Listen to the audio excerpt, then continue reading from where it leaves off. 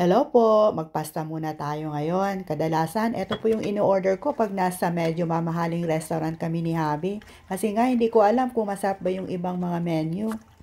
Unang-una, kailangan natin ng breadcrumbs. So, ibabad muna natin sa milk. At pagkatapos ay kailangan din natin ng minced beef.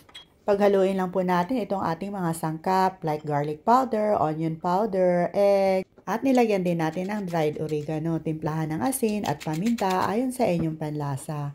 And then paghalu-haluin lang po natin. At pag naihalo na ang lahat ay pwede na nating idagdag itong ating na-soak na breadcrumbs. So mix everything together. At pag na-mix na natin lahat ay pwede na nating hulmahin ng pabilog. So mga about 1 tablespoon lang po. At pag naihulma na natin lahat ng pabilog ay magpainit muna tayo ng konting cooking oil. So nakagawa ako ng mga about 18 pieces of meatballs. So ayan, ilalagay na natin sa mainit na mantika. At lutuin hanggat sa maging golden brown ang ating mga meatballs. So mga around 10 minutes lang po each side. In a low medium heat lang po para hindi naman masunog itong ating mga meatballs. At pag naluto na ang mga ito ay pwede na nating isantabi muna. At habang niluluto natin itong ating pasta ay magpe-prepare naman tayo sa paggawa ng ating sauce. At dito naman sa ating pan, ilalagay na natin itong ating unsalted butter, mga around 4 tablespoon. At pag nag-melt na ay dagdag na natin itong ating all-purpose flour. At then paghalu-haluin lang po.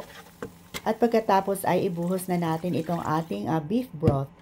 Stir and let it simmer for 2 minutes. At pagkatapos ay timplahan natin ng asin at paminta ayon sa inyong panlasa. At nilagyan din natin ng Worcestershire sauce. At saka mustard sauce. Pag wala naman tayong mustard sauce ay pwede namang wala. Optional lang po ito.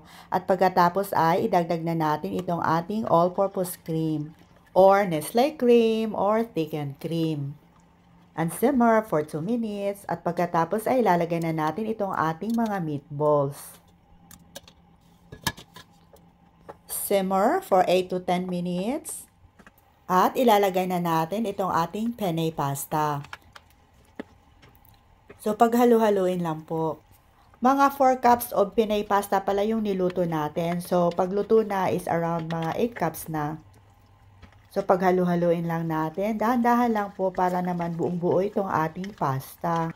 At pag naihalo na natin ang lahat, ay naglagay din tayo ng ground basil. Konti lang po, mga 1/2 teaspoon lang. At saka para mas masarap, ay nilagyan din natin ng parmesan cheese.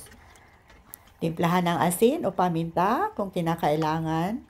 Pag meron tayong fresh parsley, ay pwede din nating lagyan para mas maganda naman itong ating presentation.